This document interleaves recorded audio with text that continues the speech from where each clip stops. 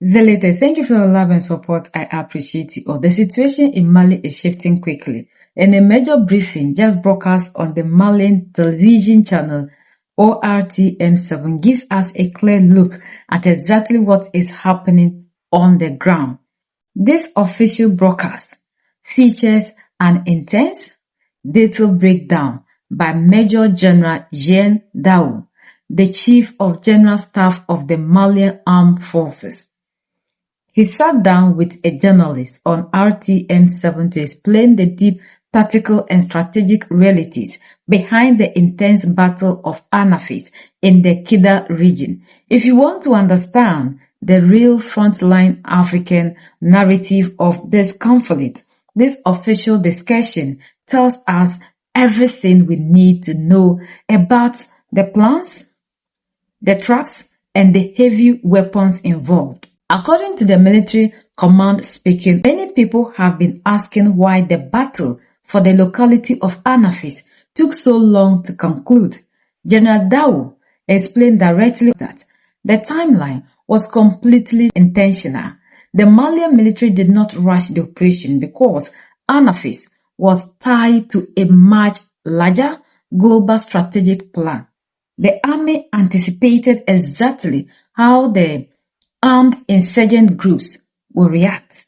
The military leadership knew that the rebel forces would try to completely submerge Anafis and commit all their available fighters and heavy weapons to hold that specific group. The general revealed that the army used a deliberate tactical withdrawal from places like Kidal and Tessalit to set a massive trap. Why did the Battle of Anafis last so long?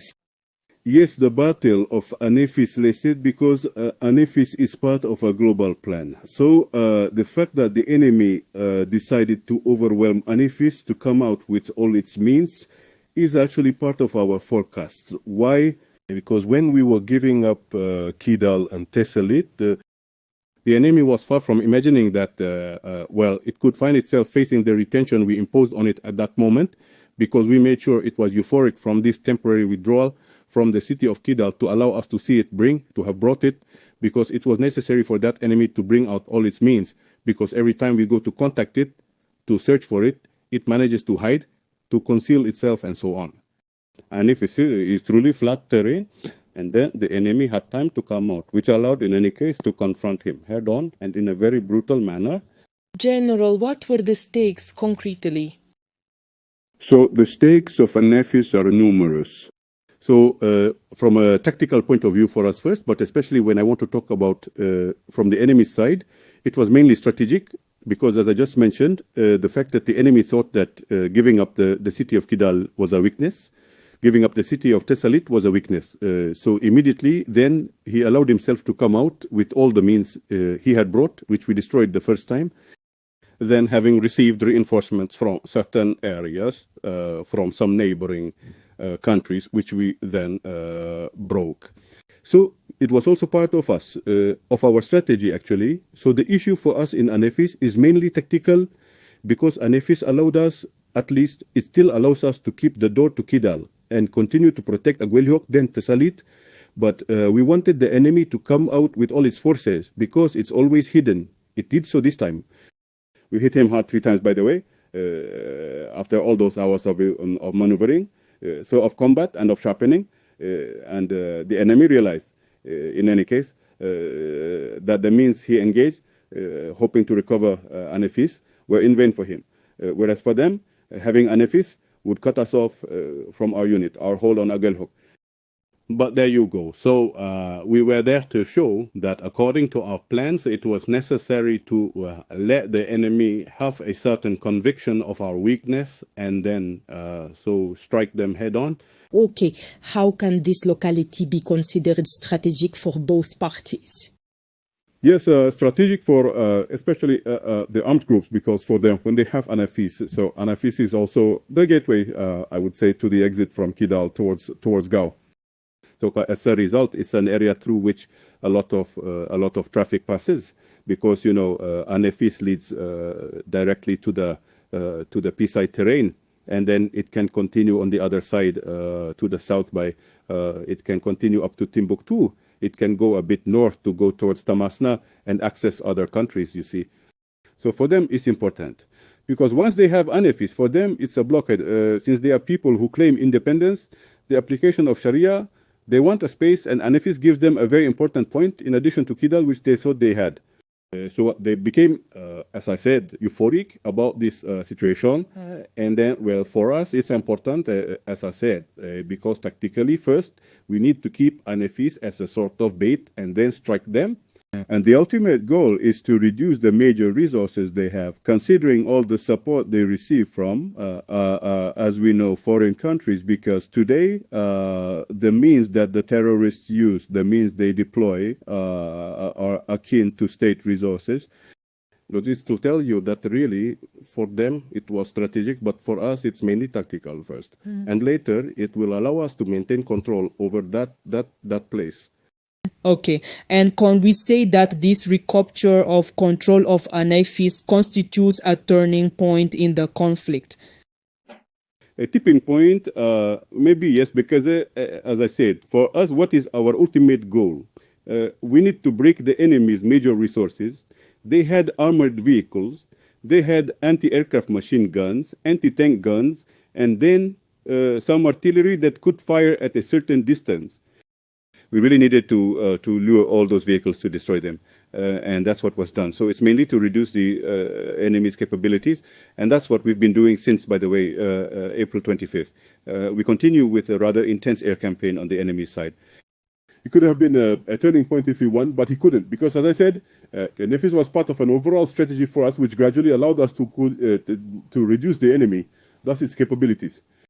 And then there you go. So he let himself get caught, hoping to control the...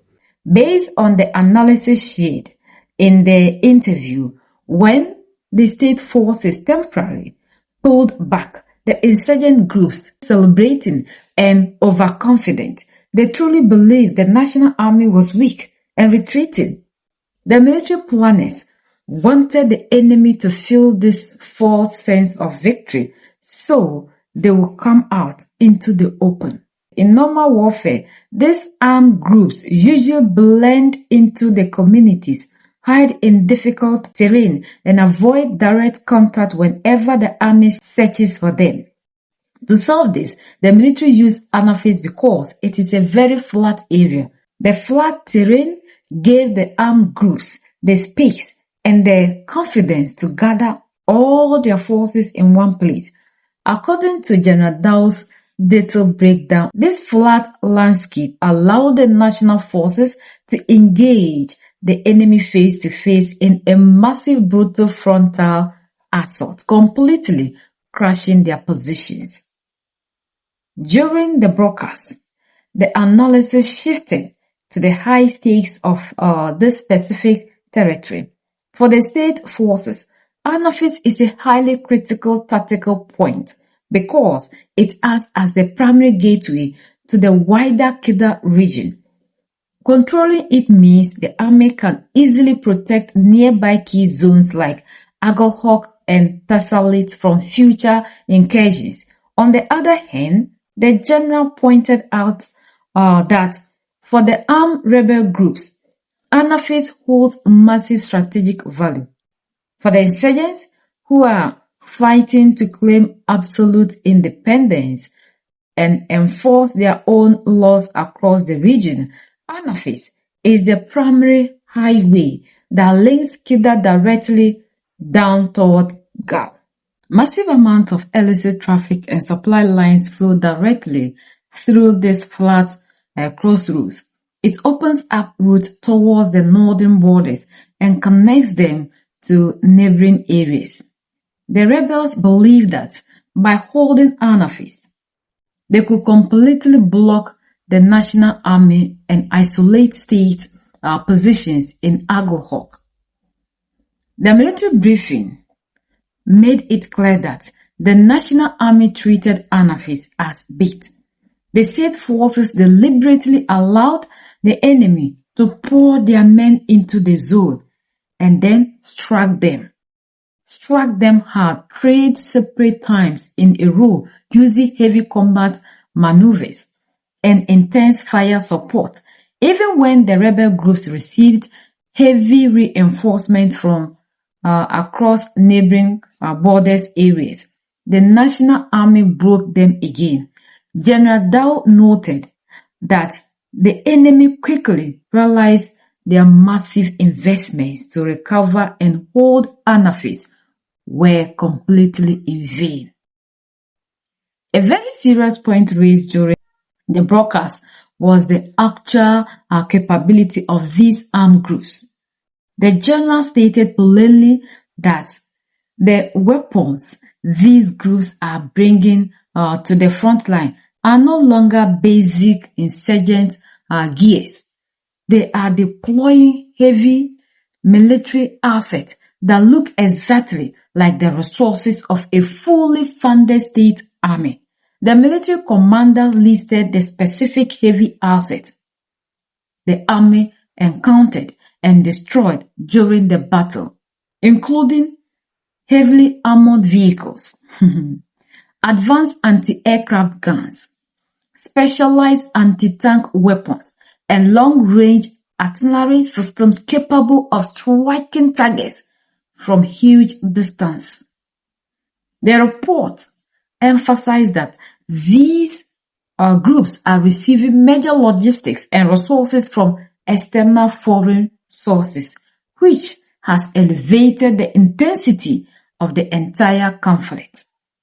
When asked directly by the journalist if the capture of Anafis represents the ultimate turning point in the war, General Dow gave a very measured, professional response. He explained that it is a turning point because the ultimate goal of the national strategy is to completely break the heavy combat capabilities of the enemy by drawing all their armed vehicles and long-range artillery into the floodplains of Anafis.